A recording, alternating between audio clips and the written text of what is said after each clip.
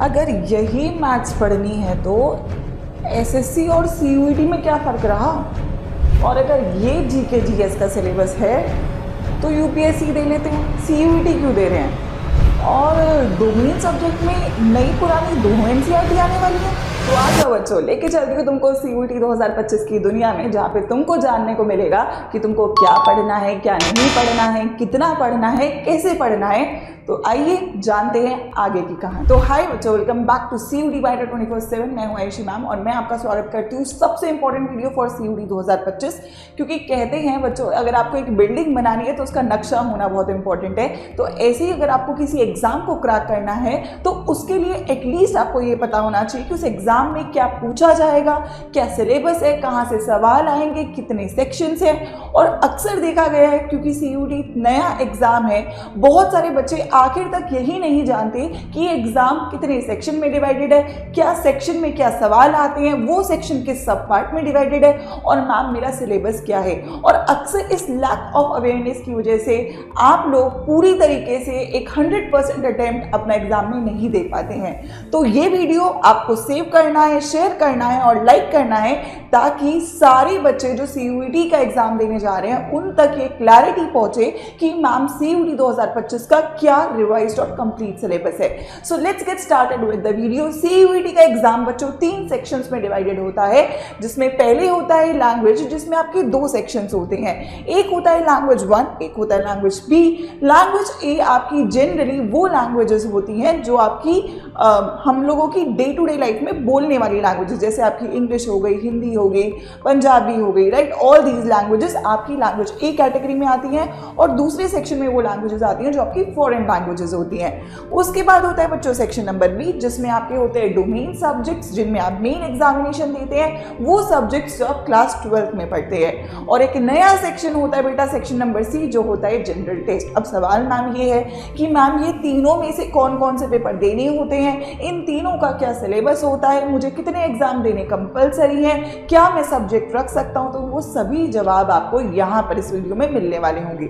सो सबसे पहले अगर मैं बात करूँ तो लैंग्वेज में से आप कोई भी एक लैंग्वेज सेलेक्ट कर सकते हैं। ये कंपलसरी नहीं है कि आप वही लैंग्वेज लें जो आप लोग बोलते हैं। जनरली बच्चे इंग्लिश या हिंदी में से एक लैंग्वेज लेते हैं। फिर होते हैं आपके डोमेन सब्जेक्ट्स। ये वो सब्जेक्ट्स हैं जो आप क्लास 12th में पढ़ रहे हो या क्लास 12th में क्वालिफाई करते हो, आप वही सब्जेक्ट यहाँ पे सिलेक्ट कर सकते हैं। और जनरल टेस्ट एक नया सेक्शन है। तो सबसे पहले शुरुआत करते हैं आज की वीडियो की जनरल टेस्ट के साथ। ये जो जनरल टेस्ट है, ये एक ऐसी चीज़ है जो ना बच्चे ऐसे समझते हैं कि मैम हो जाएगा, बट अगर आप असलियत में जनरल टेस्ट की डेप्थ में जाओगे तो ये एक ऐसा सब्जेक्ट है जिसको करने के लिए शायद 6 महीने भी कम पढ़ने वाले हैं। तो अगर आप सीरियस हो इस एग्जाम को लेकर, और जनरल टेस्ट जनरली उन सब्जेक्ट्स, उन कोर्सेज के लिए इंपॉर्टेंट है जो कि आपके फॉर एग्जाम्पल वोकेशनल कोर्सेज, जैसे बीटेक अगर आप लोगों को करना है, आपको बीबीए करना है, आपको बीबीई करना है, बीसीए करना है, ऐसे कोर्सेज अगर आप लोगों को सीयूईटी के थ्रू एडमिशन लेने हैं तो आपको जनरल टेस्ट का पेपर बच्चों देना चाहिए। ठीक है, अब ये जनरल टेस्ट 3 सेक्शंस में डिवाइडेड होता है। पहला होता है क्वांटिटेटिव मैथ्स, दूसरा होता है लॉजिकल रीजनिंग, तीसरा होता है जीके और जीएस। ठीक है, तो मतलब टेक्निकली 3 सेक्शंस है यहाँ पे। अब आप बोलोगे मैम कि तीनों की क्या वेटेज है, क्या मैम एनटीए ने कोई क्लैरिटी दिया है? तो एनटीए ने बोला है नहीं, हम नहीं बताने वाले, तुम्हारी प्रॉब्लम तुम डील करो। लेकिन अगर मैं यहाँ पे बात करूँ तो वेटेज के बारे में कोई क्लैरिटी नहीं है। तो ये हम समझ सकते हैं कहाँ से, जहाँ से हमने पढ़ाया है, जहाँ से पेपर आया है। तो पिछले सालों के एनालिसिस के हिसाब से और इस साल के एनालिसिस के हिसाब से मैं अगर आपको बोलूँ तो एनटीए ने तो देखो बस इतना बोल दिया है कि भाई जनरल टेस्ट में जनरल नॉलेज आएगा, करंट अफेयर आएगा, जनरल मेंटल एबिलिटी आएगा, न्यूमेरिकल एबिलिटी आएगा, रीजनिंग आएगा, थोड़ा सा लॉजिकल एनालिटिकल रीजनिंग आएगा। तो अगर आपको कोई बोले कि बेटा 8वीं 9वीं का मैथ्स है तो उसके चक्कर में रह जाओगे, तो फिर तो जयराम जी की कुछ नहीं होने वाला है बेटा।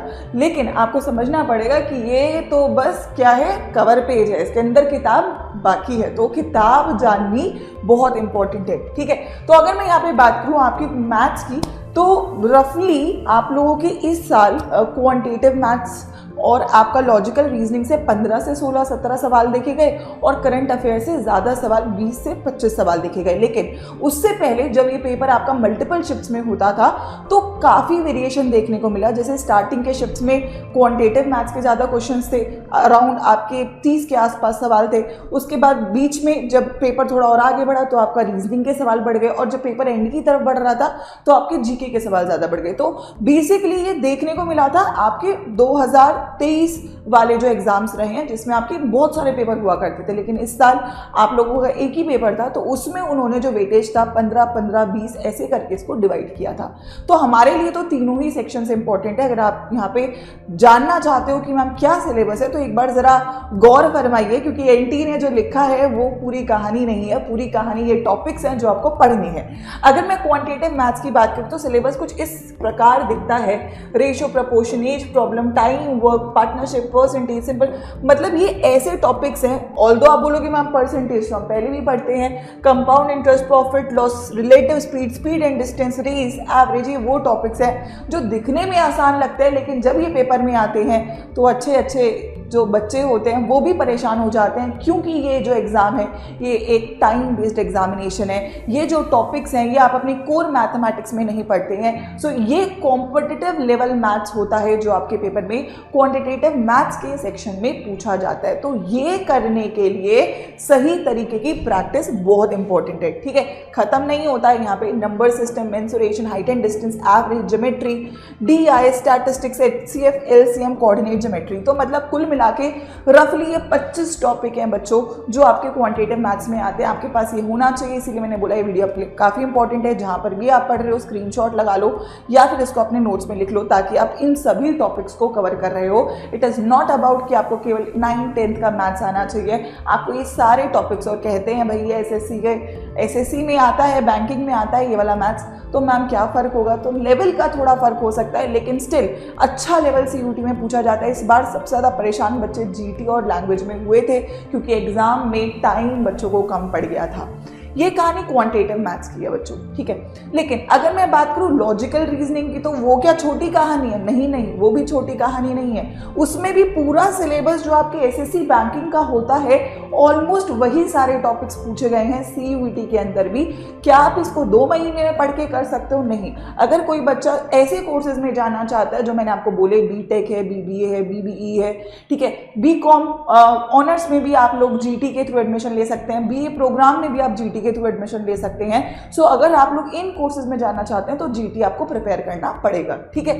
तो जैसे कि यहाँ पे वर्बल रीजनिंग है, नॉन वर्बल रीजनिंग है, कोडिंग डिकोडिंग है, जजमेंट है, स्टेटमेंट आर्गुमेंट है, ब्लड रिलेशन है, डायरेक्शन टेस्ट है, classification, ranking test, arrangement, all those topics आपके पास ये टॉपिक्स एक लिस्ट में होना चाहिए। सीक्वेंसिंग है, कॉज एंड इफेक्ट है, क्लॉक कैलेंडर, ये 20 टॉपिक्स आपके लॉजिकल रीजनिंग में आते हैं। NT के सिलेबस में लिखा था? नहीं लिखा था, पेपर में दिया गया है, पिछले 3 सालों से दिया गया। अब कोई बच्चा अगर NTA की वेबसाइट पे जाके सिलेबस को डाउनलोड करके केवल आंख बंद करके उसको फॉलो करेगा तो पेपर में क्या उसका होने वाला है, आई थिंक सो वो बेटर जानता है कि वो जो मेंटल ट्रॉमा आता है ना, वो बहुत खतरनाक हो जाता है। तो you need to have a clarity. ये सारे टॉपिक्स हैं जो आपको प्रिपेयर करने हैं, लेकिन इससे खतरनाक है GK GS, क्योंकि GK GS का सिलेबस होता है इनफाइनाइट भाई, उसमें कोई लिमिट नहीं होता है। लेकिन स्टिल अगर आपको मैं बोलूँ कि लिमिट के अकॉर्डिंग आपको क्या क्या टॉपिक्स करने हैं GK GS के अंदर बच्चों, तो ये सारे टॉपिक्स आप देखते हो UPSC में भी जो आपके प्री वाला सेट होता है, जिसमें आपको सब कुछ जनरल पता होना चाहिए, चाहे वो आपका नेशनल पार्क है, वाइल्ड लाइफ सेंचुरी है, classical dance, invention, city river, books, author, first in India, superlative, diseases, battles in India, history आ जाता है यहाँ पे आप लोगों का, state capital, rank and index, CO company, ये यहाँ से आपका GK शुरू हो जाता है, cabinet ministers, unit and measurement, basics. तो मतलब मैं यहाँ पे बोलूँगी GK GS का कोई फिक्स सिलेबस नहीं है बच्चों। इट इज़ लाइक ये तो बेसिक चीज़ें हैं जो आपको याद ही होनी चाहिए। इसके अलावा आपको बेसिक अंदाज़ा केमिस्ट्री का होना चाहिए, फिजिक्स का होना चाहिए, मैथ्स का होना चाहिए, क्योंकि जो 9, 10th वाला आपका सेक्शन होता है वहाँ तक की साइंस भी आ सकती है, ठीक है, वहाँ तक की हिस्ट्री, पॉलिटी आ सकती है, इकोनॉमिक्स आ सकती है। ऑल्सो करंट अफेयर्स अलग से हैं, करंट अफेयर्स से जो सेक्शन है वो क्वेश्चन आपके अलग रहने वाले हैं। तो एक जो चीज़ है कि आप 2 महीने में रह के GT तैयारी नहीं कर सकते हो, आपको उसको साथ साथ रोज़, या फॉर एग्जांपल दिन में आप रोज़ 1 घंटा GT को दे रहे हो, तो आप लोगों का GT साथ साथ जब प्रिपेयर होगा तो उस कंपटीशन में आप स्टैंड आउट होने लायक बन रहे होगे। तो ये क्लैरिटी अगर आपको शुरू में मिल जाएगी तो आप आगे जाके परेशान नहीं होगे, क्योंकि जब मेरे को पेपर में 2 महीने हैं और तब मुझे पता चल रहा है मुझे ये पढ़ना है, तो फिर कहीं ना कहीं टाइम का प्रॉब्लम आता है, क्योंकि ये तो जस्ट एक सेक्शन है बच्चों। इसके बाद कहानी है आपकी लैंग्वेज और डोमेन्स, और यू नो कि डोमेन्स कितने टाइम टेकिंग है। आप सभी क्लास 12th में हैं या 12th का पेपर आपने दिया हुआ है, तो आपको पता है 12th के सब्जेक्ट्स में डेफिनेटली आपका पूरा एफर्ट जाने वाला है। तो ये एडिशनल टाइम कैसे निकालें, ये एडिशनल चीज़ें कैसे पढ़ें, एक प्रॉब्लम ये मैक्सिमम CUET वाले बच्चों के साथ आता है कि यार मैम सब कुछ कैसे मैनेज करें, राइट। सो इसके बाद मैं लैंग्वेज की बात कर लेती हूँ। भाई लैंग्वेज ने इस बार सबसे ज़्यादा बच्चों को तंग करा है। लैंग्वेज 3 सेक्शंस में आपकी डिवाइडेड है। रीडिंग कॉम्प्रिहेंशंस, RCs है, वोकैबुलरी है, ग्रामर। अब देखो वोकैब की कोई लिमिट नहीं होती है, ठीक है। ग्रामर स्टिल ग्रामर के आपको रूल्स आते हैं तो ग्रामर आप अटेम्प्ट कर सकते हो। और RCs ने इस बार बहुत परेशान किया। पिछली 2 बारों में RC का इतना वेटेज नहीं था, लेकिन इस बार RC का अप्रॉक्सीमेटली 40% वेटेज पेपर में देखने को मिला। मतलब ये समझो आधा पेपर RC है। अब RC तुमको पता है टाइम टेकिंग होता है, तो तुम्हें 45 मिनट्स में अगर तुमको 3 RCs दे देगा तो तुम कितना ही पेपर अटेम्प्ट कर पाओगे, राइट। सो ये प्रॉब्लम रही है इस बार बच्चों के साथ, जो उन्होंने सबसे ज़्यादा फेस करी है इंग्लिश लैंग्वेज के पेपर के अंदर। तो ये प्रॉब्लम को डील, मतलब देखो आप जब CUET या आप एग्जाम में बैठते हो तो कुछ भी आ सकता है चैलेंज, उसको डील करने के लिए आपको पहले ही प्रिपेयर होना पड़ेगा। सो डेफिनेटली इसीलिए जो इंसान, जो बच्चा टाइमली स्टार्ट कर रहा है, साथ साथ प्रिपेयर कर रहा है, तो वो उस हर एक अननोन चैलेंज के लिए भी प्रिपेयर हो जाता है जो उसको नहीं पता आने वाला होता है, ठीक है। तो ये आपका एक प्रॉब्लम रहा है इस बार के पेपर के अंदर। RCs की अगर मैं बात करूँ तो 3 RCs है, फैक्चुअल, नरेटिव और लिटरेरी। तो अगेन यू कैन अंडरस्टैंड कि भाई RCs इंपॉर्टेंट है। उसके अलावा जो मैं मेन बात करूँ आप लोगों की, तो आपके RCs रहेंगे वर्बल एबिलिटी है, रीअरेंजमेंट है, चूज द करेक्ट वर्ड है, सिनोनिम्स, एंटोनिम्स अगेन लिमिटलेस होता है, वोकैबुलरी लिमिटलेस होता है, स्पेलिंग एरर है, एनोलॉजी है, आपका एरर स्पॉटिंग है, पैराजम्पल्स है, ये सारी चीज़ें हैं, idioms, tenses, synonyms, active passive, figure of speech, right? So all these things are a part of your English language. मैं ये बोलूँगी लैंग्वेज तो हर बच्चे को ही करना है, ठीक है, चाहे आप किसी भी स्ट्रीम को, आप किसी भी कोर्स को टारगेट कर रहे हो। साइंस में भी दिल्ली यूनिवर्सिटी में पेपर देना है, ठीक है, एलिजिबिलिटी में नहीं है, लेकिन पेपर तो सबको देना ही पड़ेगा। सो आप लैंग्वेज को थोड़ा टाइम दोगे। यहाँ पर भी आई थिंक यूट्यूब पे there are regular classes, YouTube का चल रहा है, GT का चल रहा है, GK का चल रहा है। तो आपको कोशिश करना है कि आप रेगुलर रहो, थोड़ा करोगे तो आखिर में इतना बड़ा चंक नहीं होगा जिससे आप परेशान हो, क्योंकि ये तो ऐसी चीज़ है जो नहीं है, लेकिन इसके साथ एक ऐसी चीज़ है जो तुम्हें पढ़नी है और जो तुम्हें परेशान करती है, वो आपके डोमेन सब्जेक्ट्स। तो ये जो सवाल है मैम, डोमेन्स अगेन कंफ्यूजन होता है कौन कौन से डोमेन ले सकते हैं। तो वो डोमेन्स जो आप क्लास 12th में पढ़ रहे हो, ठीक है, जैसे साइंस वाले बच्चे PCM है, PCB है, ऐसे ह्यूमैनिटीज़ का आपका ज्योग्राफी, पॉलिटी है, इकोनॉमिक्स है, ऐसे कॉमर्स का है, तो आपको वो तो पढ़ना ही है। अच्छा, उसमें भी मैम क्या पढ़ना है, उसमें आपकी कंप्लीट NCERT है बेटा। कंप्लीट NCERT का मतलब मैं ये बोल रही हूँ जो आपके डिलीटेड टॉपिक्स हैं वो भी आपके यहाँ पे इंक्लूडेड हैं। डिलीटेड टॉपिक्स भी आपके यहाँ पर इंक्लूडेड हैं। डिलीटेड टॉपिक्स आपके डिलीट नहीं हुए हैं, तो आपको जो पढ़ रहे हो वो तो पढ़ना ही है डोमेन्स में, वो भी पढ़ना है जो आपका हट चुका है, वो स्कूल में नहीं पढ़ाया जा रहा है, वो आपको अलग से तैयार करना पड़ेगा। और आखिरी सोच रहे हैं अगर हम बोर्ड्स के बाद 2 महीने में रह के मैम GT भी कर लेंगे, मैम लैंग्वेज भी कर लेंगे, जो डोमेन पढ़ा है उसमें जो भी कमजोरी है उसको सही भी कर लेंगे, डोमेन के नए टॉपिक्स भी पढ़ लेंगे, तो आप डिसाइड करो क्या आप वो सुपर ह्यूमन हो जो ये सारी चीज़ कर भी लोगे, रिवाइज भी कर लोगे, प्रैक्टिस भी कर लोगे, या फिर आपको प्रॉब्लम आएगी। मैं एक बार आपको डोमेन्स के सिलेबस के लिए बता देती हूँ कि आपको डोमेन्स के सिलेबस को कहाँ पे चेक करना है। जब भी आप, वैसे तो मैंने आपको ओवरव्यू जनरल सभी का बता दिया है, लेकिन अगर मैं बात करूँ डिटेल्ड सिलेबस की तो आप CUET की वेबसाइट पर जाएंगे, यहाँ पर आप जाएंगे सिलेबस पे, ठीक है। अब कोई भी सब्जेक्ट का खोल लो, फॉर एग्जांपल केमिस्ट्री का, तो आपको यहाँ पूरा PDF मिलने वाला है, ठीक है।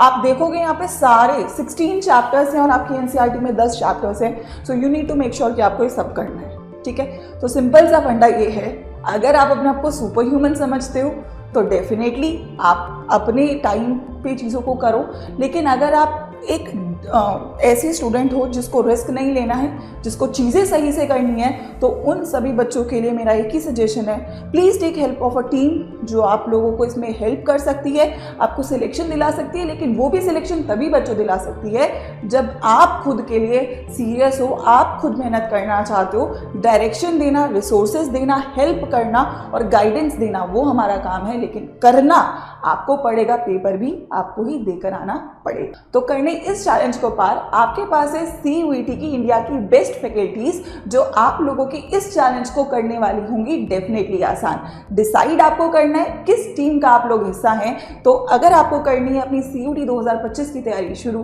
तो आप लोग ज्वाइन कर सकते हैं अडा 24/7 के प्रीमियम बैचेस और महापैक ऑन अडा 24/7 ऐप। ऑल्सो जब भी आप किसी बैच में, महापैक में या टेस्ट सीरीज में या अडा 24/7 के किसी भी प्रोडक्ट में एनरोल करेंगे तो आप यूज कर सकते हैं ये कोड Y513, जिसमें आपको मिल रहा होगा सबसे ज्यादा discount. So all the best बच्चों, करिए तैयारी अपनी जीत की।